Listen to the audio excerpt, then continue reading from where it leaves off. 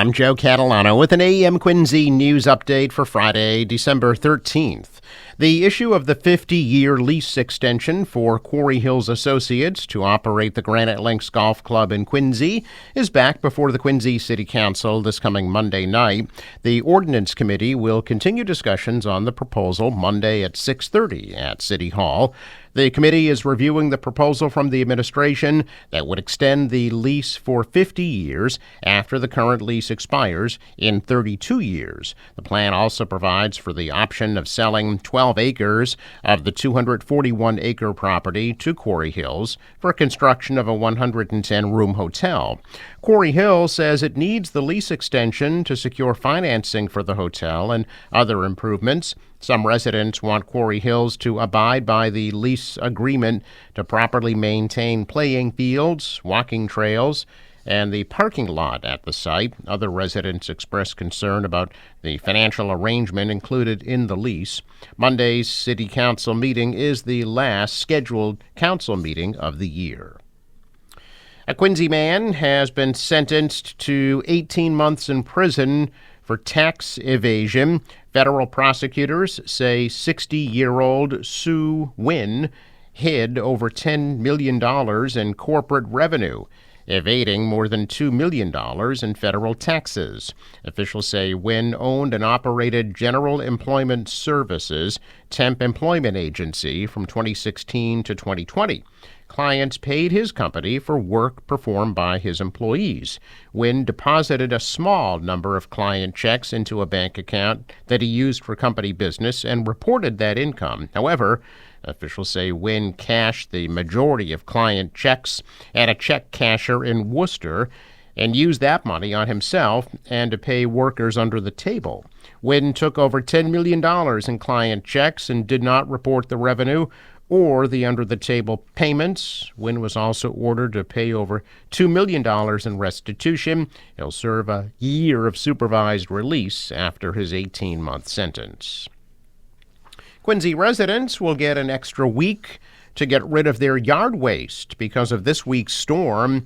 The DPW says curbside collection of yard waste will be extended till next week. Yard waste should be curbside by 7 a.m. on your regular trash collection day. Yard waste may also be disposed of at the DPW yard on C Street Monday through Friday from 7:30 a.m. to 3 p.m. A car crashed into a house overnight in Abington, sending 3 people to the hospital and leaving the home uninhabitable for the time being. Abington Fire Department says the vehicle struck the High Street house about midnight. People inside the home were in a different part of the house when the car struck and were not injured in the incident. 3 people in the vehicle were hurt and taken to a local hospital. The home was evacuated and power was cut to the house. Further details are not immediately available. 2 15-year-old boys are facing criminal charges after police say they crashed a stolen car during a chase on the expressway, bringing yesterday morning's traffic to a standstill.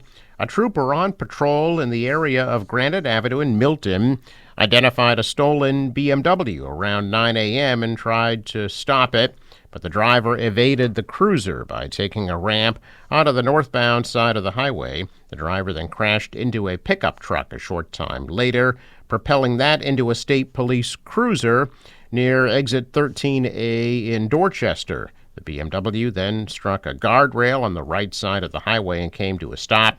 A pair of juveniles, whose names have not been released because of their ages, were taken into custody and booked at the South Boston State Police Barracks on charges of delinquent by reason of receipt of stolen motor vehicle, delinquent by reason of unlicensed operation, and delinquent by reason of negligent operation. Operator of the pickup truck was taken to a local hospital.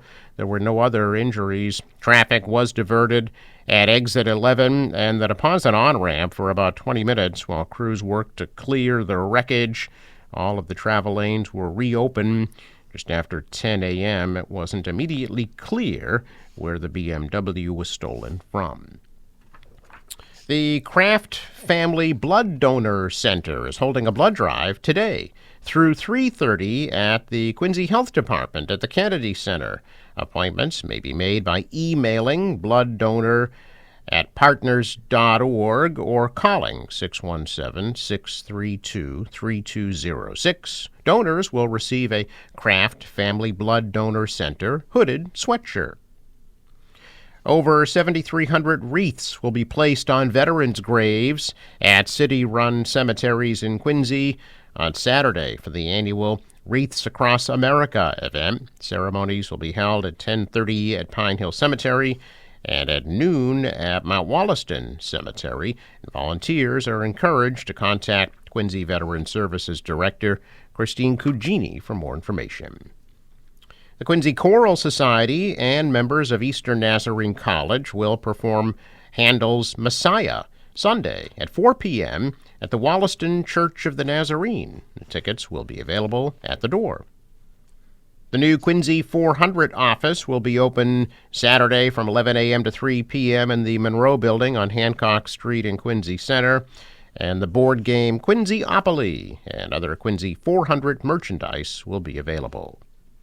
The Quincy Animal Shelter will hold a holiday open house Saturday from 10 to 3 at their East Squantum Street location. Refreshments and a raffle table will be available.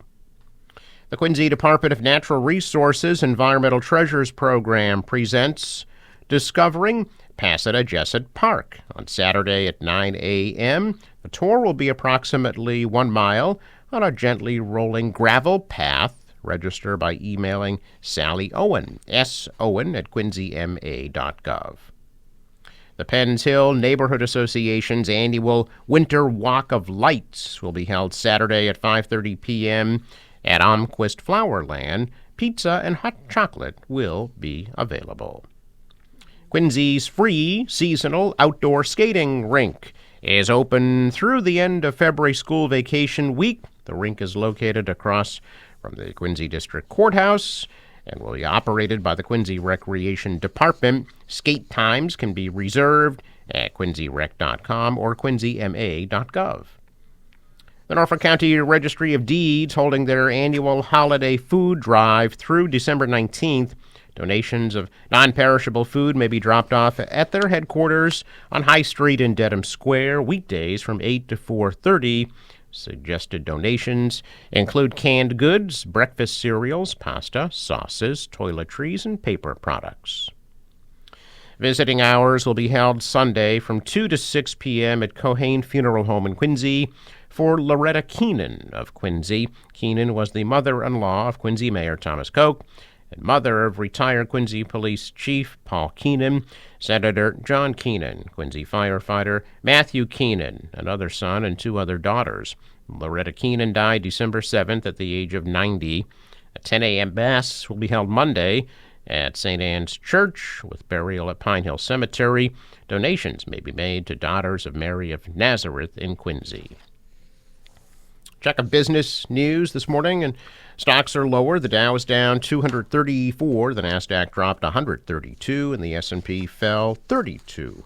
Asian stocks also fell, tracking Wall Street's decline in response to potentially discouraging data on the economy.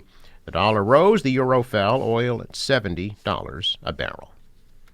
Sports, Celtics beat Detroit 123-99. They'll be in Washington to play the Wizards Sunday at 6. Seattle beat the Bruins 5-1. The Bees are off to Vancouver tomorrow night at 10 o'clock. The Patriots are in Arizona Sunday, 4:25 against the Cardinals.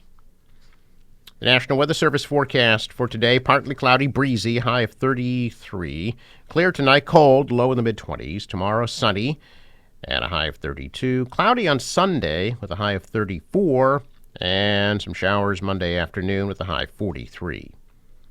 For the boater, waves 2 feet, west winds 10 to 15, gusting to 20 knots. High tide 8:58 a.m. Sunrise 7:04, sets at 4:12. Traffic note, Fore River Bridge scheduled to open this morning at 8 a.m. I'm Joe Catalano with an AM Quincy news update for Friday, December 13th.